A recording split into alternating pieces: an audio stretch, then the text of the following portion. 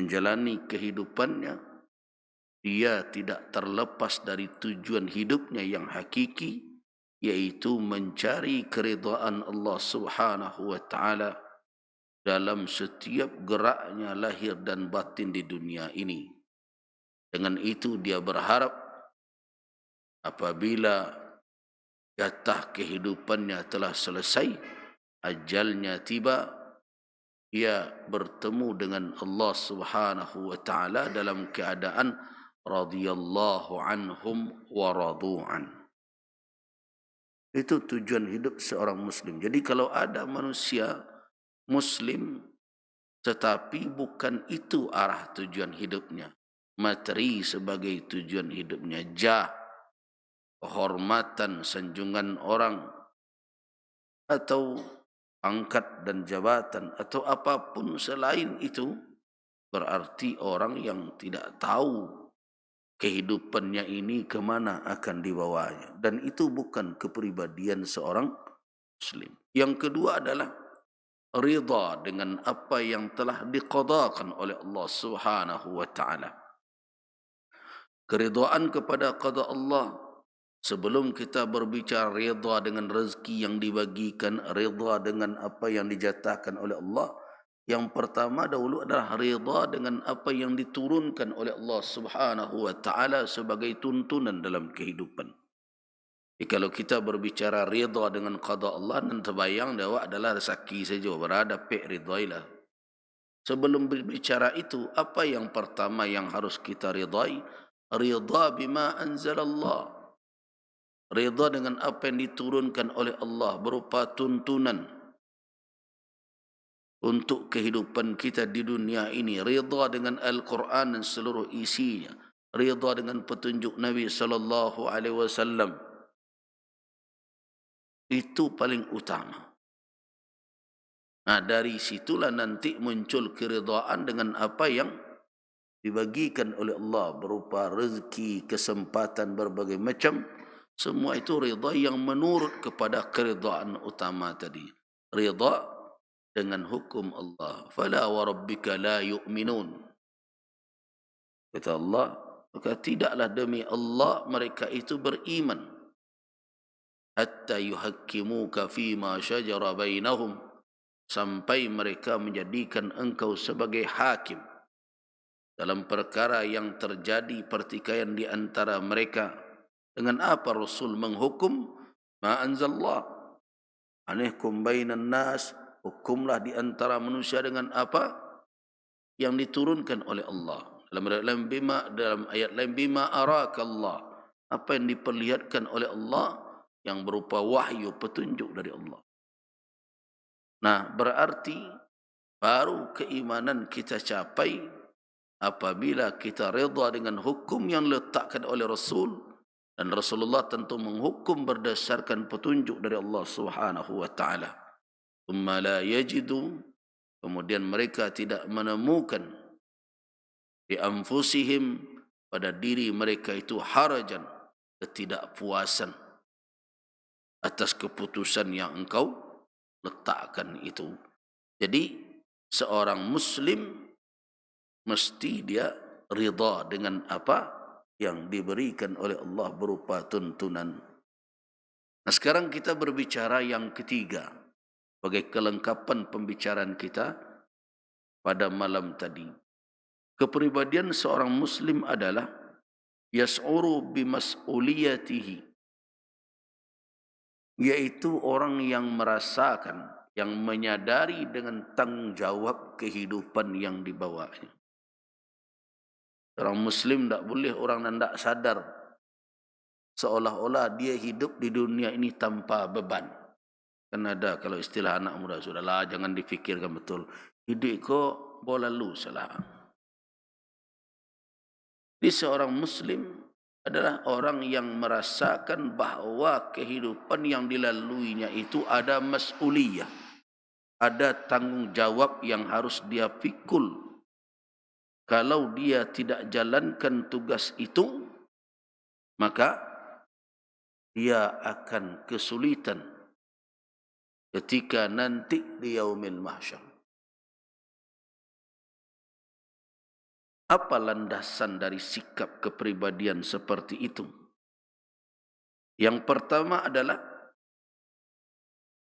kesadarannya bahawa kehadirannya di muka bumi ini bukanlah suatu yang sia-sia, tidak berguna. Allah Subhanahu wa taala di dalam surah Al-Mu'minun ayat 115 meluruskan dugaan keliru sebahagian manusia. Apa kata Allah?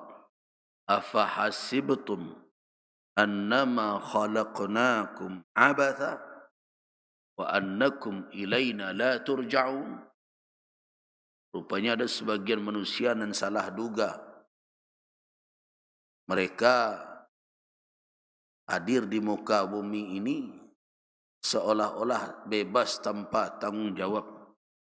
Ikan itu yang disuarakan oleh orang sekarang dengan istilah kebebasan di dalam apa saja.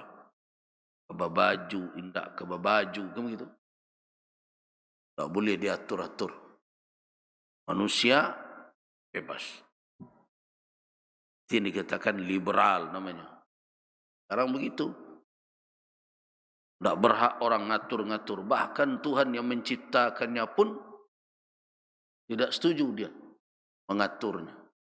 Seolah-olah dia hidup di muka bumi ini bak nang kalamak di parutnya. Nah, itu bukan kepribadian seorang muslim. Karena dia tahu kalau begitu dia berfikir, berarti dia telah berada di dalam suatu kesesatan. Apa kata Allah?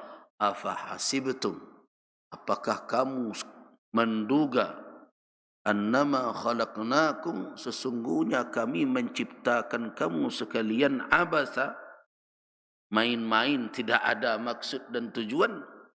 Wa annakum ilaina la turja'un, dan sesungguhnya kamu tidak akan dikembalikan kepada kami. Kalau begitu kamu menduga, berarti kamu telah tersesat di dalam berfikir. Kamu tersalah di dalam dugaanmu. Makanya diluruskan oleh Allah Subhanahu wa taala. Allah tegaskan bahawa dugaan seperti itu, perkiraan yang demikian jelas-jelas keliru. Kenapa? Karena segmen kehidupan dunia bukan berarti mulai dan berakhir selesai. Tidak. Itu kaum Dahariyun dahulu. Mereka yang menduga bahawa hidup ini kehidupan kita adalah kehidupan dunia. Namun nahya, kita hidup di dunia ini tak lebih hanyalah karena kesempatan dan waktu. Jadi waktu yang menentukan semuanya. Kalau sudah selesai, ya selesai. Orang yang tidak percaya akhirat begitu.